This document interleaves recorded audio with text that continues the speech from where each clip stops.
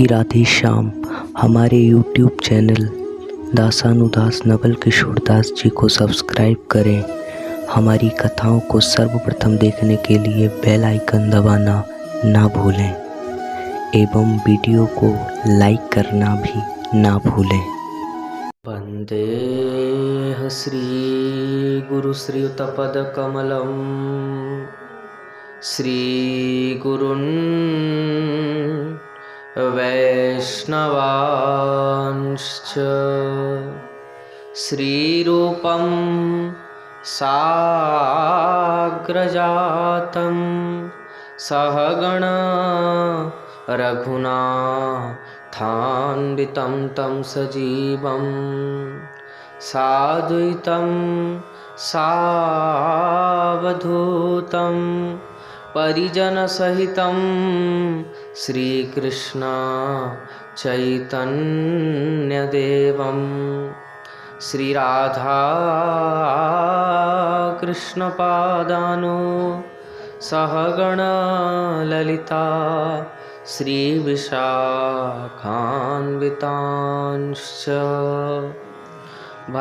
भक्ति भगवंत गुरु चतुरनाम बपु एक तिनके पद वंदन किए नाशहि विघ्न अनेक।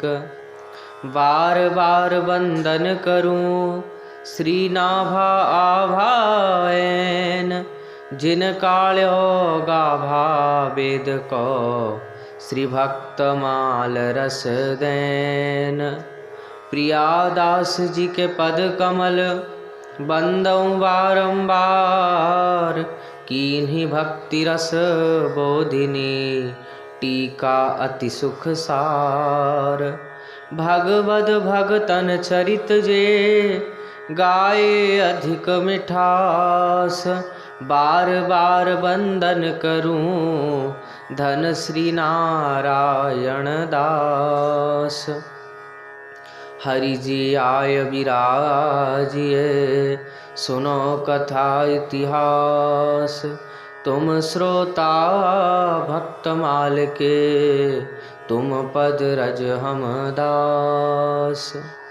चार जुगन के भक्त जे तिनके पद की धूर सर्वस सिरधरी राखी हों मेरी जीवन मूल। अज्ञान तिमिरांधस्य ज्ञानांजनशलाकया चक्षुरुन्मिलितं येन तस्मै श्री गुरुवे नमः। जय रूप सनातन भट्ट रघुनाथ श्रीजीव गोपाल भट्ट दास रघुनाथ। ए छय गुसाएर करी चरण वंदन जहाँ हईते विघ्न नाश अभिष्ट पुराण। भजनिताई गौर राधे श्याम जप हरे कृष्ण हरे राम। भजनिताई गौर राधे श्याम जप हरे कृष्ण हरे राम। भजनिताई गौर राधे श्याम जप हरे कृष्ण हरे राम। वाञ्छा कल्पतरुभ्यश्च कृपा सिन्धुभ्य एव च पतितानां पावनेभ्यो श्री वैष्णवेभ्यो नमो नमः। श्री गुरु चरण कमलेभ्यो नमो नमः। संत चरण कमलेभ्यो नमो नमः। श्री गुरु प्रेमानंदे निताय गौर हरि बोल।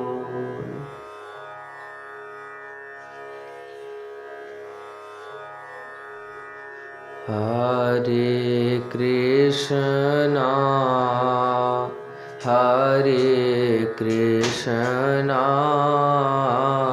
कृष्णा कृष्णा हरे हरे हरे राम हरे राम राम राम हरे हरे हरे कृष्णा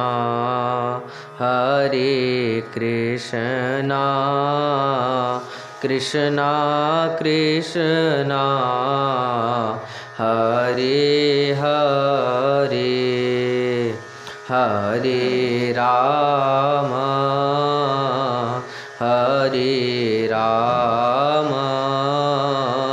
राम राम हरे हरे हरे कृष्णा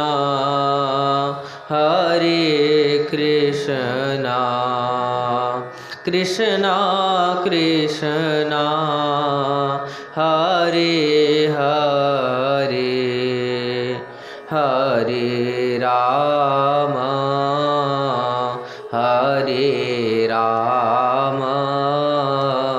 राम राम हरे हरे गौरी शंकर सीताराम जय जय विघ्न हरन हनुमान गौरी शंकर सीताराम जय जय विघ्न हरन हनुमान गौरी शंकर सीताराम जय जय विघ्न हरन हनुमान अवध बिहारी सीताराम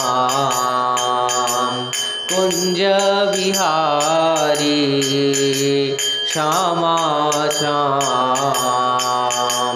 नदिया बिहारी गोरा चाँद नदिया बिहारी गोरा चाँद जय जय श्यामा जय जय श्याम जय जय श्री वृंदावन धाम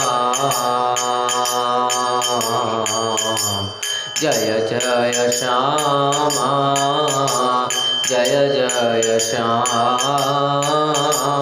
जय जय श्री वृंदावन धाम जय जय श्यामा जय जय श्याम जय जय श्री वृंदावन धाम जय जय श्यामा जय जय श्याम जय जय श्री वृंदावन धाम जय जय श्यामा जय जय श्याम जय जय श्री वृंदावन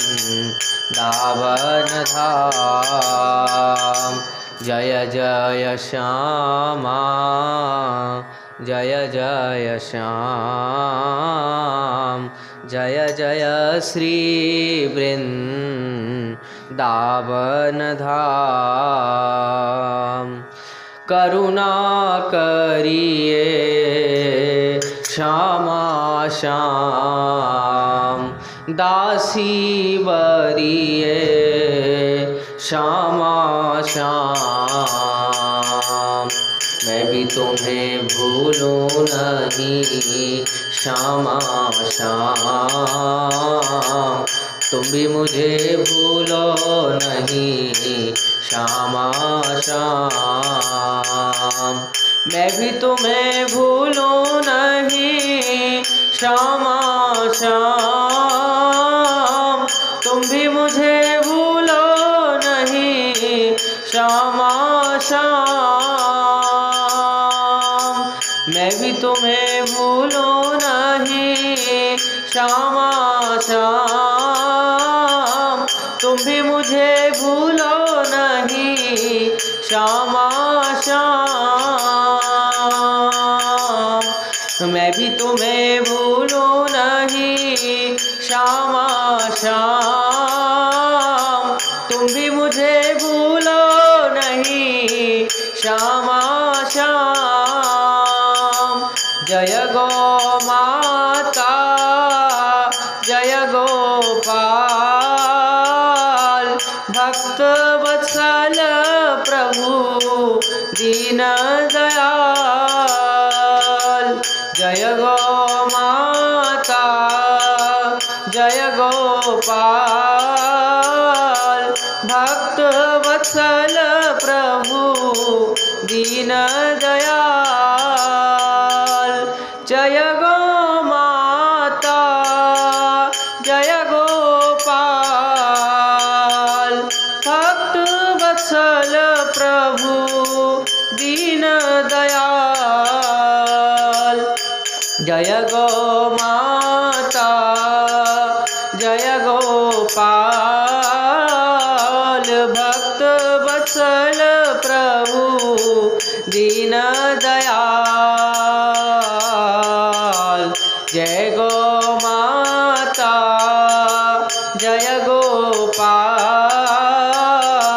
भक्त वत्सल प्रभु दीन दयाल, जय जय श्यामा जय जय श्याम जय जय श्री वृंदावन धाम, जय जय श्यामा जय जय श्याम जय जय श्री वृंदावन धाम, जय जय श्यामा जय जय श्याम जय जय वृंदावन धाम, जय जय श्यामा जय जय श्याम जय जय वृंदावन धाम, जय जय श्यामा जय जय श्याम जय जय वृंदावन धाम, जय जय श्यामा जय जय श्याम जय जय वृंदावन धाम, जय जय श्यामा जय जय श्याम जय जय वृंदावन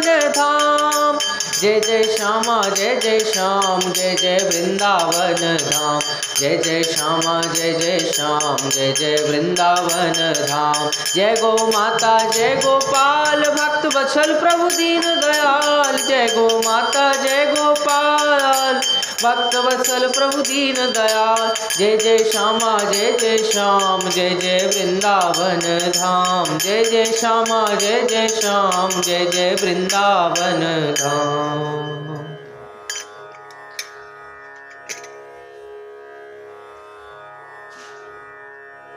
परम करुण पतित पावन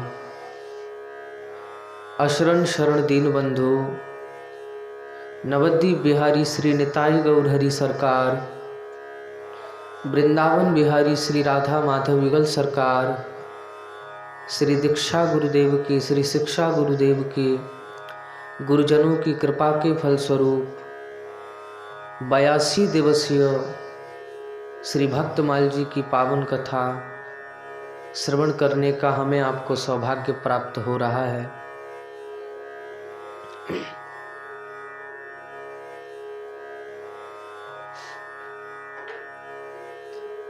एवं आज श्री गोपाष्टमी है एवं श्रील धनंजय पंडित ठाकुर गोस्वामी जी, श्रील श्रीनिवास आचार्य प्रभु जी एवं श्री श्यामलाल हकीम जी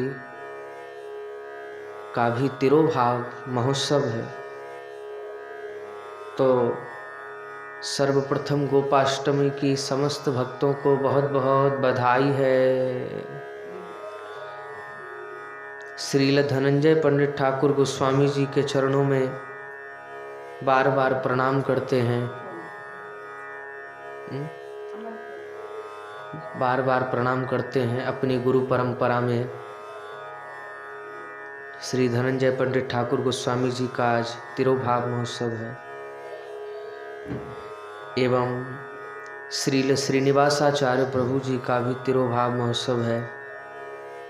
श्री धनंजय पंडित ठाकुर गोस्वामी जी के चरणों में बार बार प्रणाम करते हैं एवं यही प्रार्थना करते हैं कि श्रीमद् भागवत जी महाप्रभु जी का यश गा गा कर ही जीवन सफल हो, ऐसी ही प्रार्थना श्रीनिवासाचार्य प्रभु जी के चरणों में, श्री श्यामलाल हकीम जी के चरणों में ऐसी ही प्रार्थना।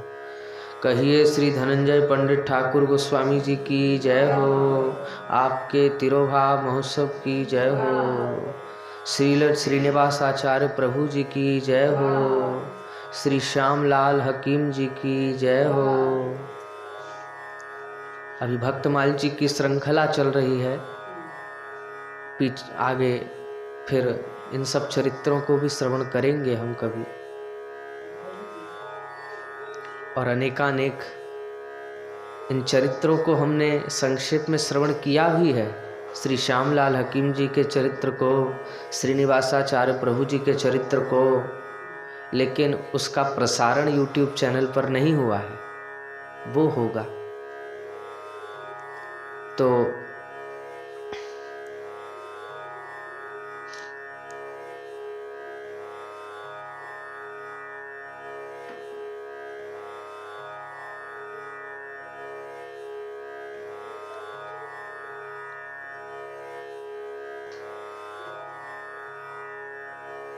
आज श्री हित किशोरी शरण बाबा जी के चरित्र को श्रवण करेंगे। आज कथा का 79वां दिवस है।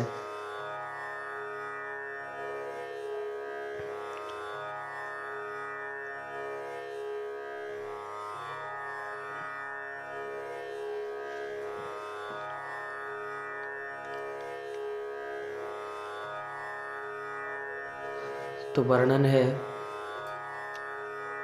कि वे कहते कि मेरे मन में ऐसी आवे, भैया मेरे मन में ऐसी आवे कि विश्व को कुत्ता दुखी नाए, कुत्ताऊं दुखी नाए ना हो, भले ही श्री जी सवन को दुख दुख मोकू दे दे, मेरो बस चले तो सवरे जगत को दुख अपनी छाती पे धर लऊं। श्री किशोरी शरण बाबा अपने भक्तों से अक्सर ऐसे कहते थे, दृष्टि विहीन पर अंतः दृष्टि संपन्न, संपन्न मझले कद के छरहरे बदन के, बाहर से कमजोर दिखने वाले पर भीतर से अपनी अलौकिक शक्तियों के कारण असाधारण बल रखने वाले बाबा श्री किशोरी शरण जी वृंदावन में दुसायत मोहल्ले में श्याम कुंज नामक आश्रम में संसार के दीन दुखी और अभावग्रस्त जीवों के लिए कल्पतरु के समान और कलिकाल के मोह अंध पथ भ्रांत पथिकों के लिए अंधकार में दिव्य आलोक पुंज धारण करने वाले हैं भाई। और आलोक पुंज के समान विराज करते, अबाल वृद्ध वनिता अमीर गरीब साधु सन्यासी सभी के लिए उनका दरवाजा सब समय खुला रहता। वे अपने दुख सुख भाव अभाव की बातें उनसे कहते, बाबा सांत्वना देने की चेष्टा करते, उनकी सुनते, उनका दुख दूर करने और अपने अमृतमय उपदेशों से उन्हें जाड़े का उपदेशों से संपन्न करते। जाड़े का दिन है, बाबा कुछ भक्तों के साथ श्यामा कुंज के बरामदे में बैठे हुए हैं और अंगीठी ताप रहे हैं, और एक भक्त ने उन्हें ऊनी कपड़े की एक बड़ी ला करके भेंट करी। बाबा ने प्रेम से उसे धारण किया और थोड़ी देर बाद बोले बड़ी मलूक है, बड़ी मलूक है। माने मलूक माने बहुत सुंदर है। हाँ? अरे जा में नेकऊ ठंड नाए लगे, या में नेकऊ ठंड नाए लगे। उसी समय एक गरीब ब्रजवासी ठंड से कांपता हुआ आया और बोला बाबा बड़ी ठंड है, बड़ी ठंड है, मेरे पास कुछ पहनने को है नहीं। बाबा ने बड़ी उतार करके उसे दे दी।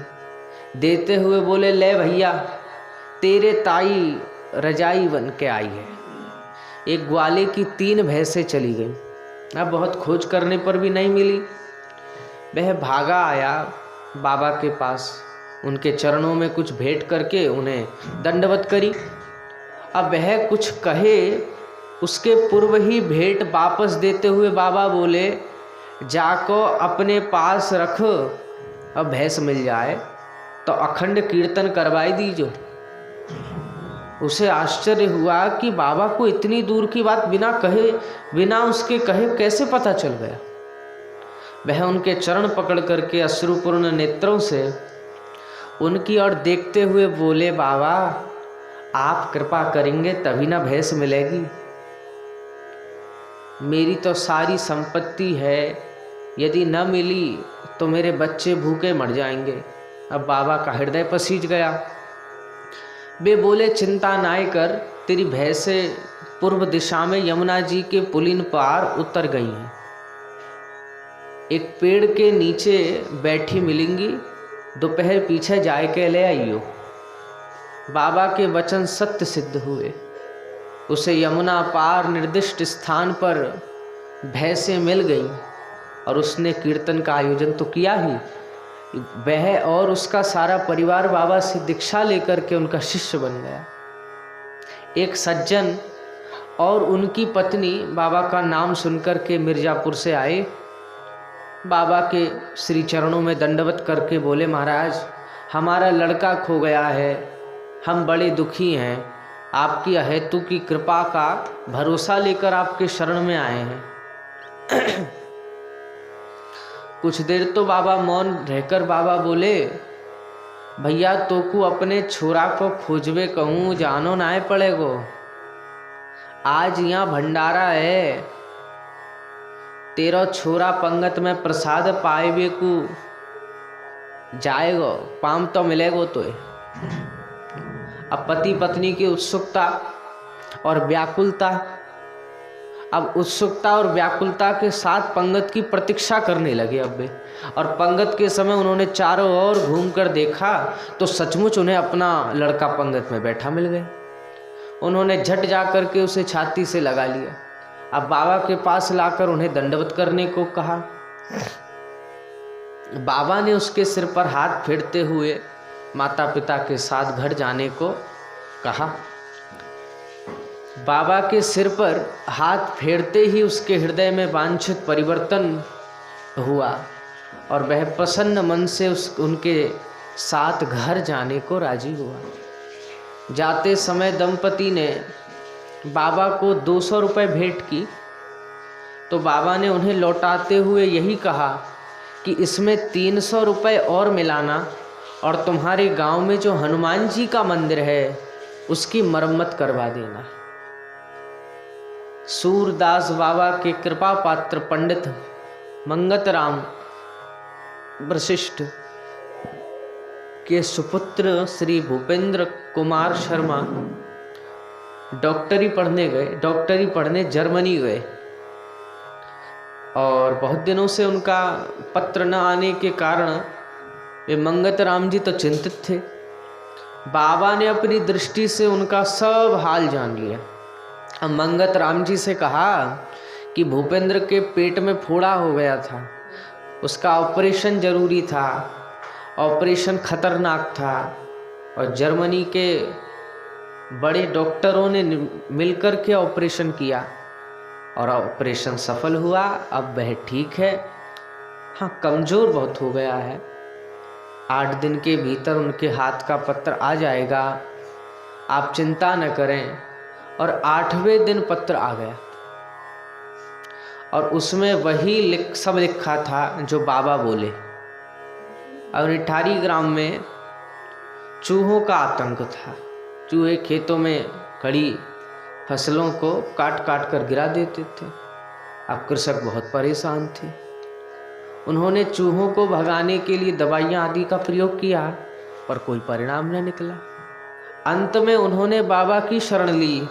बाबा ने गणेश पूजा के बृहत अनुष्ठान की आज्ञा अनुष्ठान आरंभ भये और कई दिन तक जाप और पाठ आदि चलता रहा। बाबा के उतने दिन ग्राम में ही रहे और मौन रह करके कुछ जाप और चिंतन करते रहे। अनुष्ठान के समाप्त होने तक सब चूहों ने जाने वे कहाँ चले गए। बाबा एक सिद्ध योगी भी थे, माने वे योगिक क्रियाओं द्वारा अपने रोगों का उपचार आप कर लिया करते थे। तो एक बार वे ऋषिकेश में बीमार पड़े और डॉक्टरों ने कहा कि आपका फेफड़ा गल गया है, इसे ऑपरेशन करके निकालना होगा। दूसरे दिन ही बाबा प्रातः आसन पर बैठ गए और योग क्रिया के पश्चात खांस करके मुंह से लगा हुआ फेफड़ा निकाल दिए। पास में बैठे स्वतंत्रता सेनानी श्रीमती चंद्रवती के पति श्री ललिता प्रसाद जी को उसे खींचकर दिखाते हुए क्या बोले देखो बाबूजी कैसा रबड़ की तरह हो गया है। इसी को निकालने के लिए डॉक्टर ऑपरेशन करने को कह रहे थे ना। अब उनका योग का एक चमत्कार देख करके वो तिलपत और भूगोल के लोग आश्चर्यचकित रह गए। जब उन्होंने एक ही दिन एक ही समय इन दोनों जगहों के कीर्तन में भाग लिया था, तो बाबा की बहुमुखी प्रतिभा में उनकी विद्वता का स्थान भी कम महत्व का नहीं था। यह कहना कठिन है कि उन्होंने विद्या का उपार्जन कब और कैसे किया, पर वे वेद उपनिषद पुराण आदि के बड़े मर्मज्ञ थे। धर्म ग्रंथों के प्रकाशन में भी उनकी बड़ी रुचि थी। श्री हरिलाल द्वारा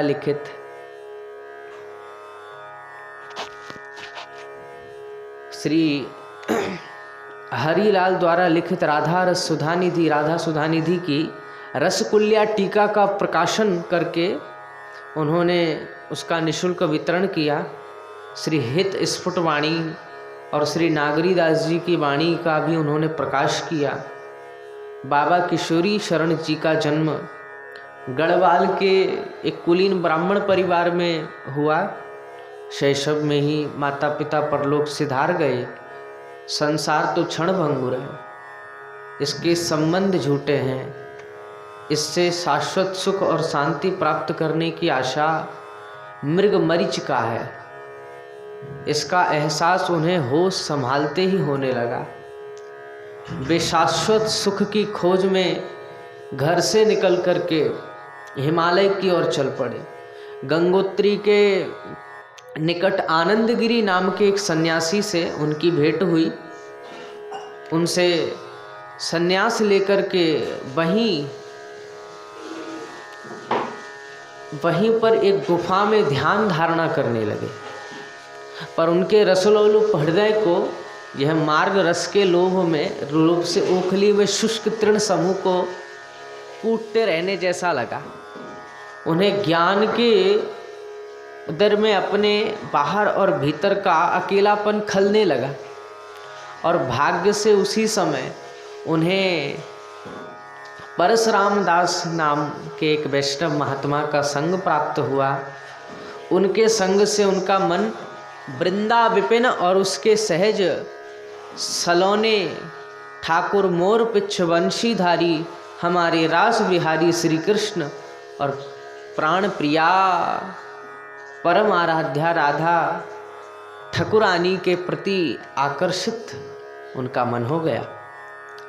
वे उनका स्मरण करते करते वृंदावन की ओर अग्रसर हुए और वृंदावन पहुँच करके उन्होंने भजन सिद्ध श्री परमानंद दास जी से वैष्णवी दीक्षा ली है और उनके दुशायत स्थित स्थान में रहकर श्री ठाकुर श्याम वल्लभ जी की अष्टायाम सेवा का सुख लेने लगे।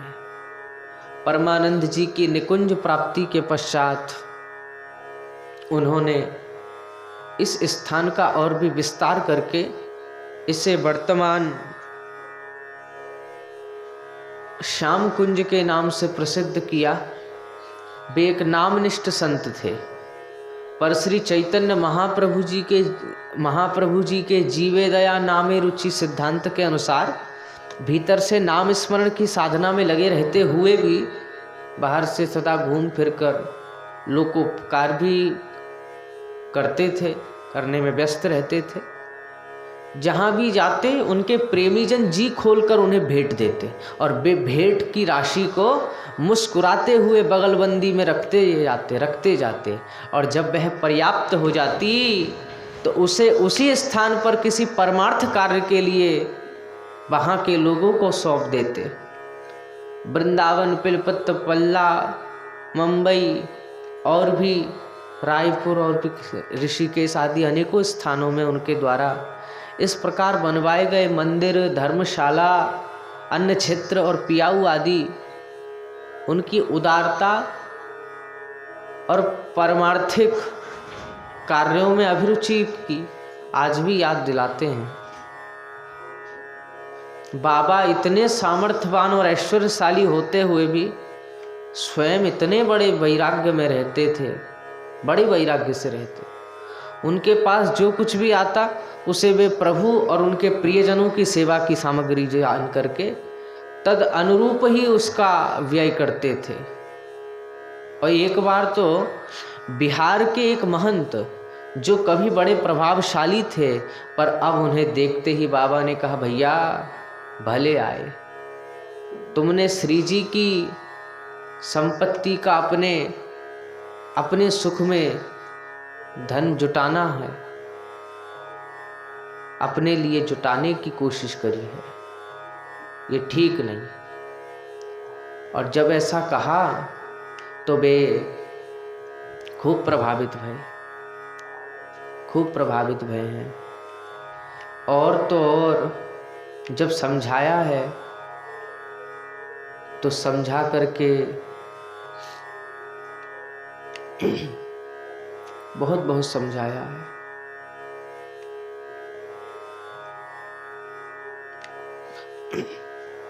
और इतने समझा करके जब उनको कहा है कि भैया तुम भी भजन मार्ग में प्रशस्त हो जाओ, भजन मार्ग में प्रशस्त हो, राधा रानी तुम्हें प्रेरणा दी हैं, अब तुम भजन मार्ग में लग जाओ। भजन ही सार है और सब असार है, तुम भजन में लगो, भजन में लग करके तुम भी हमारे साथ भजन करो। जब ऐसी साधन जुटों में प्रयोग किया है तो इसलिए तुम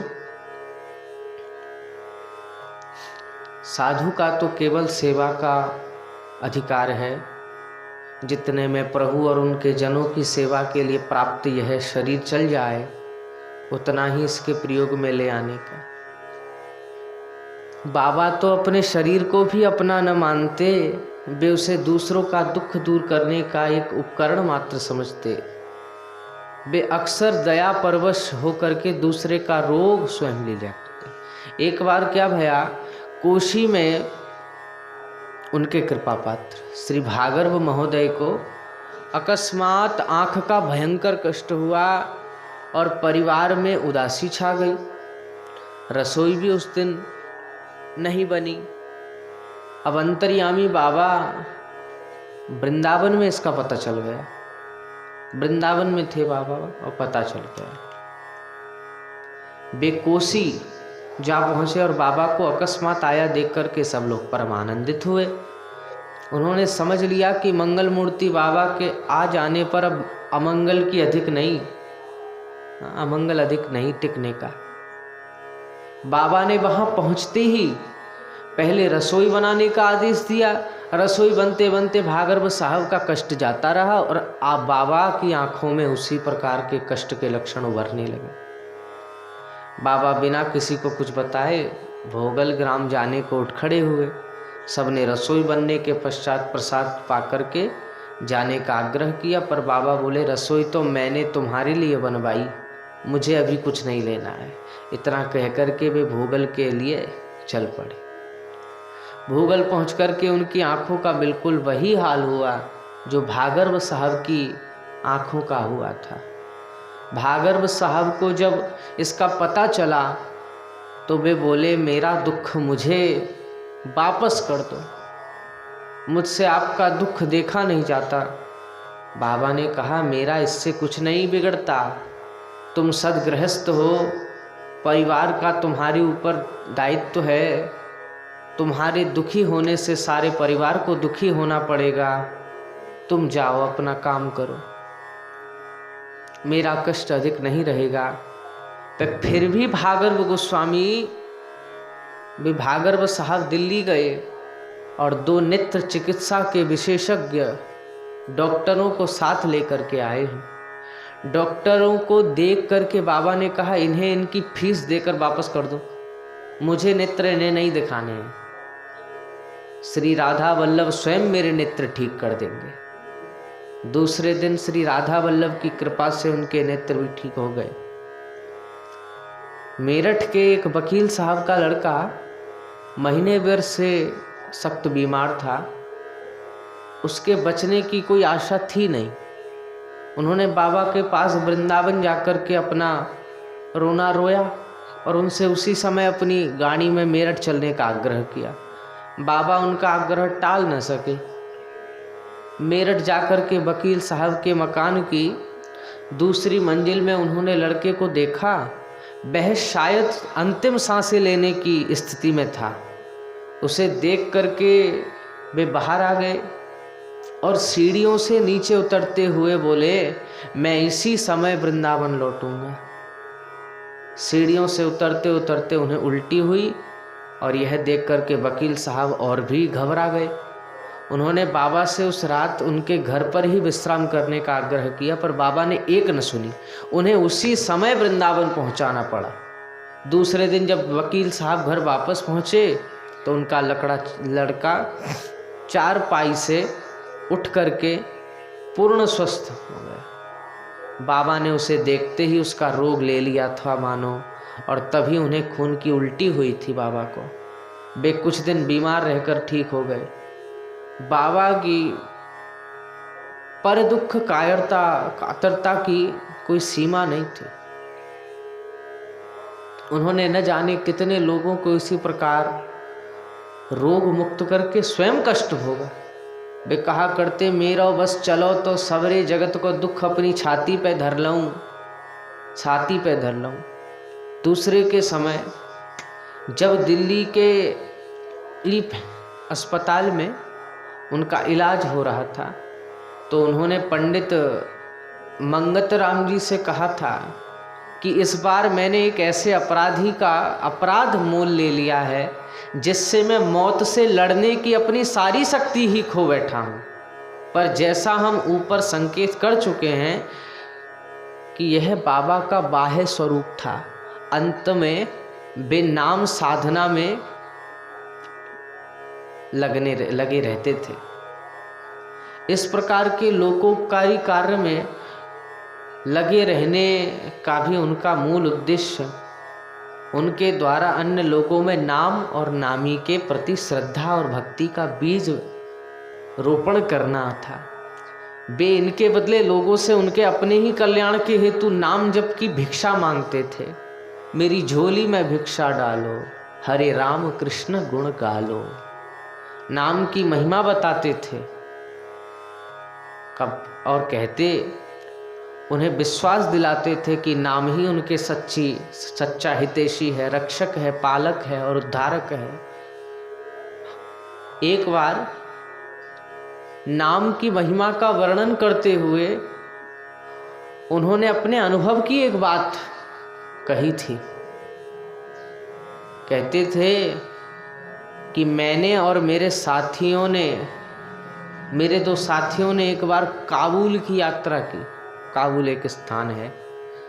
तो एक दिन प्रातः 4 बजे हम लोग कीर्तन करते हुए काबुल से कुछ दूर एक दर्शनीय स्थल की ओर जा रहे थे, तो हम में से एक के पास चांदी के रुपयों की थैली थी जो रास्ते में फट गई। अब रुपए जमीन पर बिखर गए। हम लोग जल्दी जल्दी उन्हें समेटने लगे। इतने में 4 बंदूकधारी जंगल में से निकल करके बंदूक हमारी ओर तानते हुए बोले, जो कुछ तुम्हारे पास है रख जाओ, नहीं तो मार डाले जाओगे। बोले मुझे विश्वास था कि हम श्री राधा वल्लभ लाल के नाम का कीर्तन करते आ रहे थे, कीर्तन कर रहे थे कि जय जय राधा वल्लभ श्री हरिवंश, जय जय श्री वृंदावन श्रीवन चंद्र, जय जय राधा वल्लभ श्री हरिवंश, जय जय श्री वृंदावन श्रीवन चंद्र, जय जय राधा वल्लभ श्री हरिवंश, जय जय श्री वृंदावन श्रीवन चंद्र, जय जय राधा वल्लभ गुरु हरिवंश, जय जय गुरु वृंदावन गुरुवन चंद्र, जय जय राधा वल्लभ श्री हरिवंश, जय जय श्री वृंदावन श्रीवन चंद्र, जय जय राधा वल्लभ श्री हरिवंश, जय जय श्री वृंदावन श्रीवन चंद्र।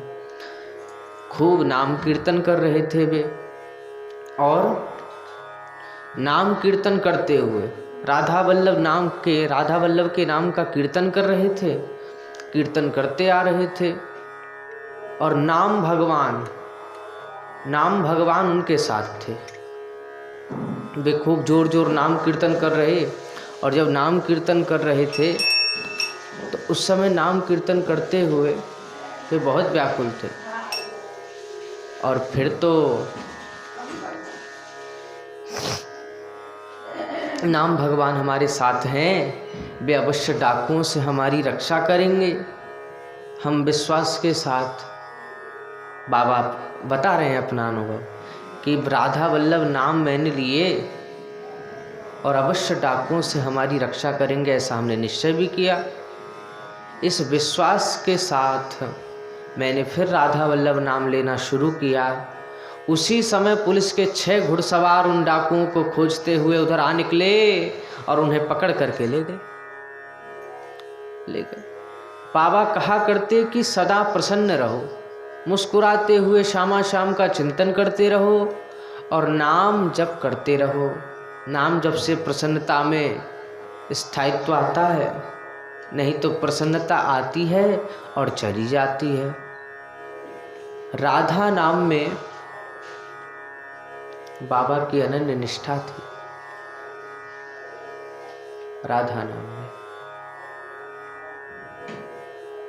राधा वल्लभ का नाम जप करते और वे कहा करते कि स्वयं श्री कृष्ण भी यमुना तट पर कुंज मंदिर में योगी राज के समान बैठकर के श्री राधा रानी के चरण कमलों की ज्योति का ध्यान करते हुए और नेत्रों से प्रेमाश्रु विसर्जन करते हुए उनके नाम का जप किया करते हैं, जप किया करते हैं। प्रभु स्वयं बाबा राधा नाम रटते हुए श्यामा शाम की अष्टकालीन लीलाओं के चिंतन में निमग्न रहते भये। अंत में उन्होंने लीला में प्रवेश करने का निश्चय कर लिया और एक दिन अपने भक्तों से यह कहकर इसका संकेत किया कि रक्षाबंधन के दिन बारात निकलेगी। पर कोई इस संकेत को समझ नहीं सका। अपने निश्चय के अनुसार रक्षाबंधन के दिन ही श्रावण पूर्णिमा को और बाबा नित्य लीला में प्रवेश कर गए। इससे लगता है कि किसी बड़े अपराधी का अपराध अपने ऊपर लेकर शरीर छोड़ने की बात, शरीर छोड़ने का एक बहाना मात्र था जो बारात थी। बाबा में जो अलौकिक शक्ति थी वह उन्होंने नाम जप और कीर्तन से प्राप्त करी थी। इसलिए वे जहाँ भी रहते नाम जप करते और नाम जप करने कोई कहते। भंडारे तो उनके साथ लगे ही रहते, भंडारे होते थे। कभी कभी मुसलमान भक्त भी उनके कीर्तनों में सम्मिलित होते थे, ऐसे देखे जाते। राधाष्टमी उत्सव में वे बड़ी धूमधाम से मनाते थे और उस दिन उनके स्थान पर साधु वैष्णव सेवा का विराट आयोजन होता।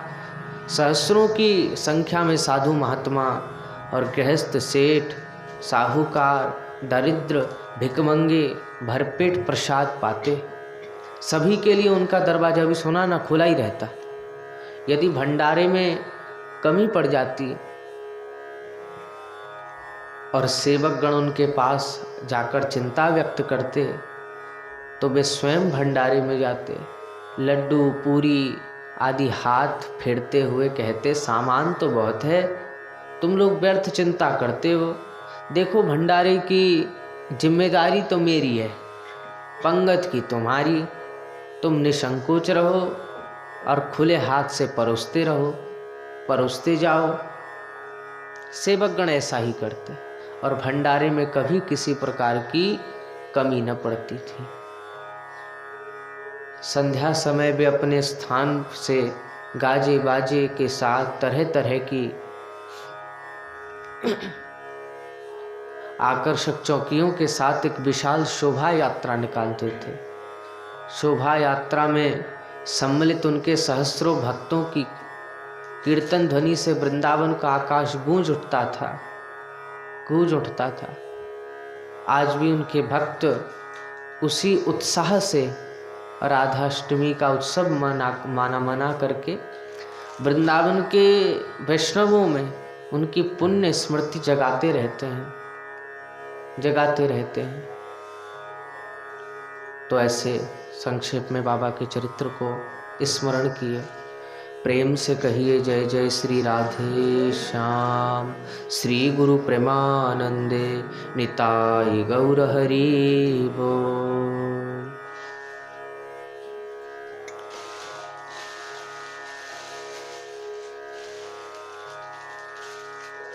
जय जय अनीमाचल।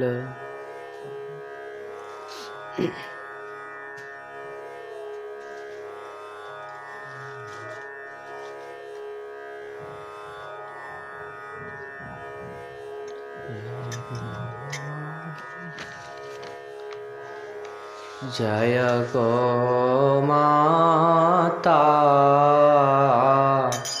जय गोपाल, भक्त वत्सल प्रभु दीन दयाल। जय गो माता, जय गोपाल,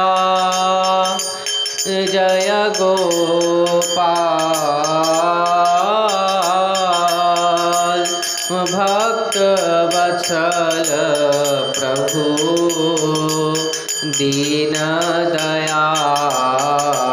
जय गो माता, जय गोपाल, भक्त वत्सल